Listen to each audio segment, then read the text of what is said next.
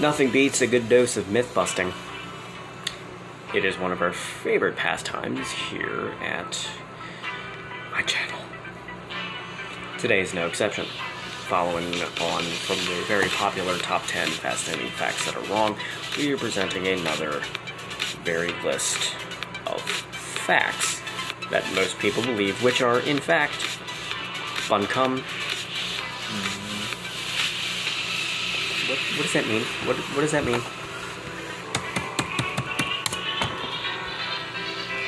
Nonsense. Okay. By the end of this list, you should be 10 facts smarter. Number 10, holy celibacy. Myth, Catholic priests can't be married. In order to clear this one up, we need to first understand the nature of the Catholic Church. Within the Universal Church, there are sections, also called churches, but not in the sense they are separate. The most common one is, of course, the Roman, or Latin, Catholic Church. Then there is the Eastern Catholic Church, not to be confused with the Orthodox, which is a different religion. Most of these churches fall under the jurisdiction of the Pope and all believe the same doctrines. There are a lot of differences between the two groups, and all of these are all in matters of style and worship and certain rules. In the Eastern Church, priests are allowed to be married, but a married priest can't become a bishop.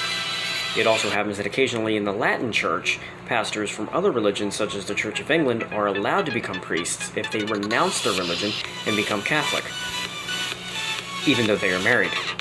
So, married priests can be found in all parts of the Roman Catholic Church. Pictured above is a Greek Catholic priest and his wife.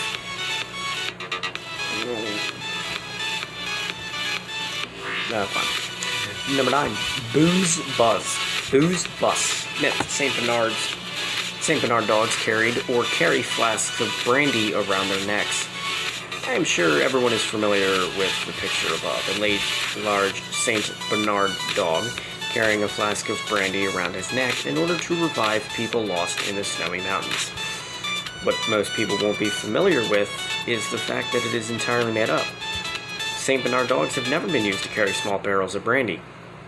In fact, alcohol can make hypothermia worse, so the whole idea is not just made up, it is dangerous.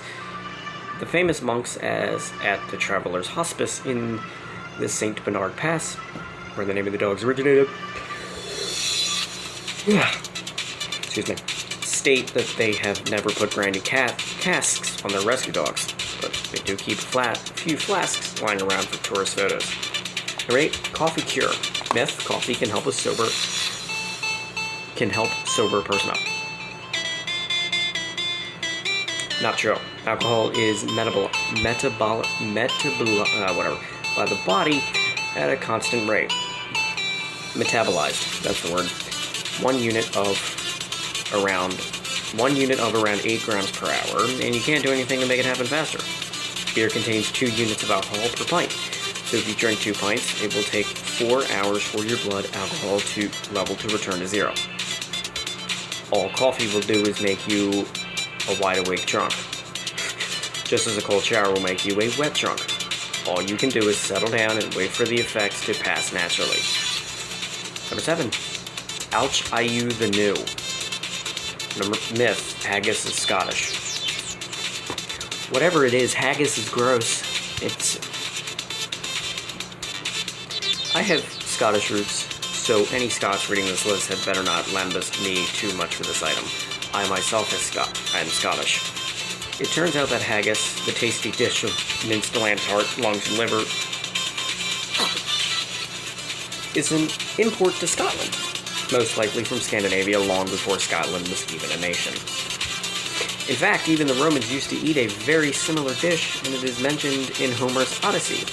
A man before a great blazing fire turning swiftly this way, and then a stomach full of fat and blood, very eager to have it roasted quickly. While we are on the subject, bagpipes are not Scottish either.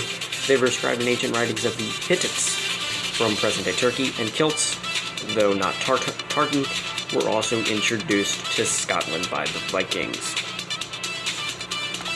Number 6, Popeye lie.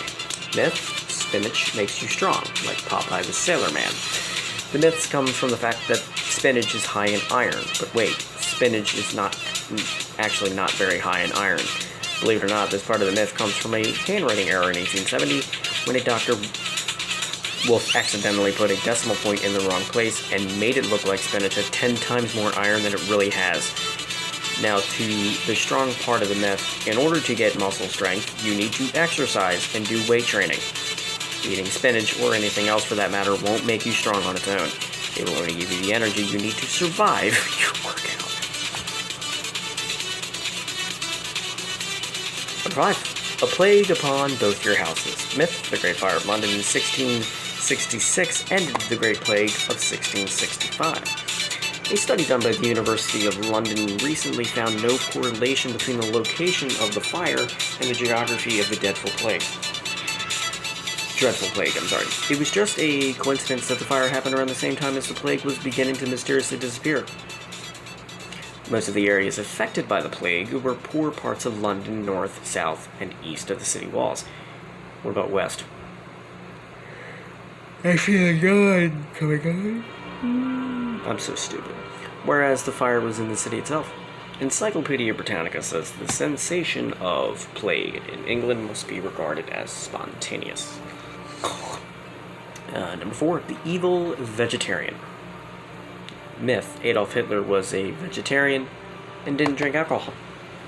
This is a very common myth that seems to be extremely popular, perhaps because it seems ironic that a man who caused one of the worst cases of genocide in history loves animals so much that he wouldn't eat them. But this ironic twist is actually untrue. What is true is that Hitler did prefer a diet of vegetables, but he had a strong fondness for German sausage and ham, and his cook in the 1930s, Dione Lucas, said that his favorite dish was stuffed baby pigeon. Oh, and to wash it all down, Hitler's drink of choice: beer or watered-down wine. This was also confirmed by Hitler's waiter, Salvatore Poloni. Also,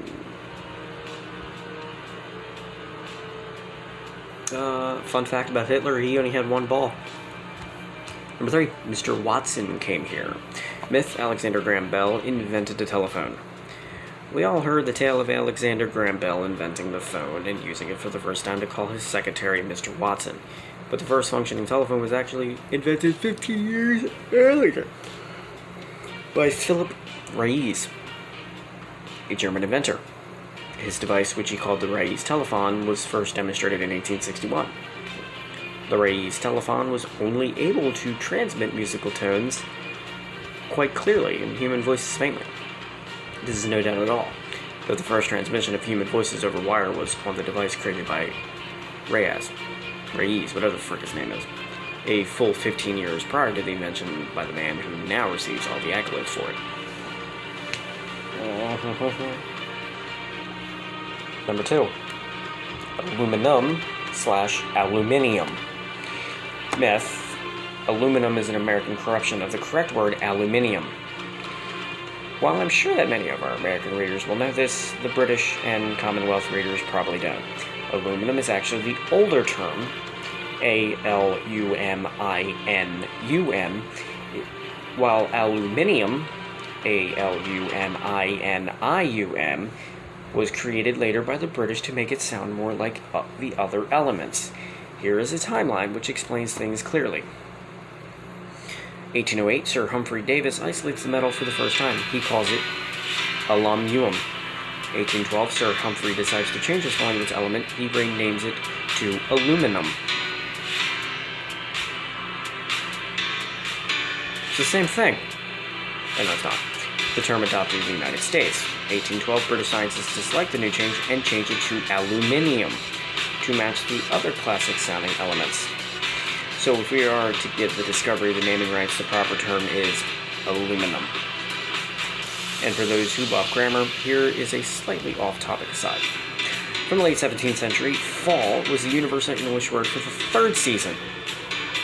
Both British and Americans used it exclusively. It was not until the 18th century that the British began to use the very old-fashioned, dating from the 14th century word autumn, while the Americans continued to use fall.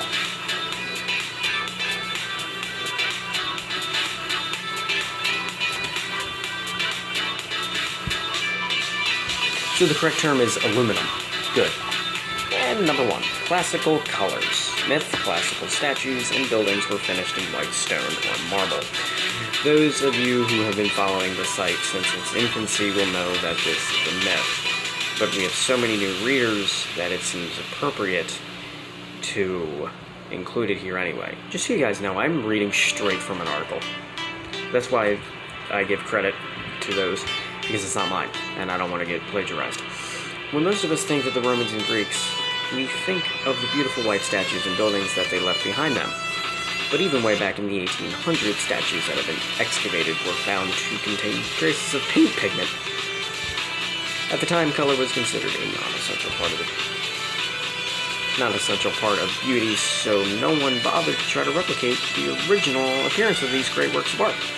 Fortunately for us, in more recent years, people have tried to replicate matching the original pigments found embedded in the stone. I want to thank you all for watching, and I hope you enjoyed this video. Bye!